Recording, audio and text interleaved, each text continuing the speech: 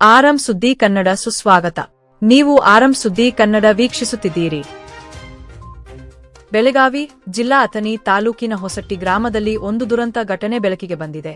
ವಿದ್ಯುತ್ ಶಾರ್ಟ್ ಸರ್ಕ್ಯೂಟ್ನಿಂದಾಗಿ 6ಕ್ಕೂ ಹೆಚ್ಚು ರೈತರ 13 ಎಕರೆ ಕಬ್ಬಿನ ಬೆಳೆ ಸಂಪೂರ್ಣವಾಗಿ ಸುಟ್ಟು ಭಸ್ಮವಾಗಿದೆ. ಗ್ರಾಮದ ನಾಯಕ್ ಬಸ್ತಿ ಎಂಬಲ್ಲಿ ಈ ಘಟನೆ ನಡೆದಿದೆ. ಇದರಿಂದಾಗಿ ರೈತರು ತೀವ್ರ ನಷ್ಟ ಅನುಭವಿಸಿದ್ದಾರೆ. ಈ ಘಟನೆಯ ನಂತರ ರೈತರು ಹೆಸ್ಕಾಂ ಇಲಾಖೆಯ ಅಧಿಕಾರಿಗಳ ವಿರುದ್ಧ ತೀವ್ರ ಆಕ್ರೋಶ ವ್ಯಕ್ತಪಡಿಸಿದ್ದಾರೆ.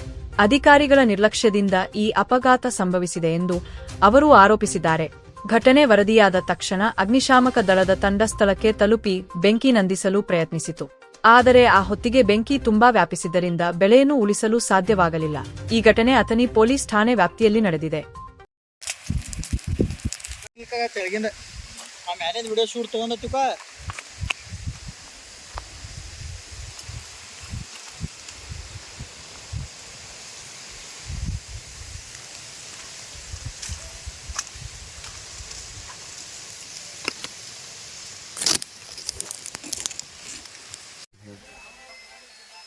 ಬೆಳಗಾವಿ ಜಿಲ್ಲೆ ಅಥಣಿ ತಾಲೂಕಿನ ಅಗ್ರಾಣಿ ಹೊಸಟ್ಟಿ ಗ್ರಾಮದವನಾದ ನಾನು ಶೇಖರ್ ಯಲ್ಲಪ್ಪ ನಾಯ್ಕ ಸರ್ಕಾರಕ್ಕೆ ಮನವಿ ಮಾಡಿಕೊಳ್ಳುವುದೇನೆಂದರೆ KEB ಅವರ ದಿವ್ಯ ನಿರ್ಲಕ್ಷ್ಯದಿಂದ KEB ಕಂಬದಿಂದ ಕಂಬಕ್ಕೆ ಹೋಗುವ ಎಲ್ಟಿ ಲೈನ್ಗಳು ಒಂದಕ್ಕೆ ಒಂದು ತಾಗಿ ಬೆಂಕಿ ಹತ್ತಿಕೊಂಡು ನಮ್ಮ ಹೊಲದಲ್ಲಿರುವ ಸುಮಾರು 18 ಎಕರೆ ಕಬ್ಬು ಸುಟ್ಟು ನಾಶವಾಗಿದೆ.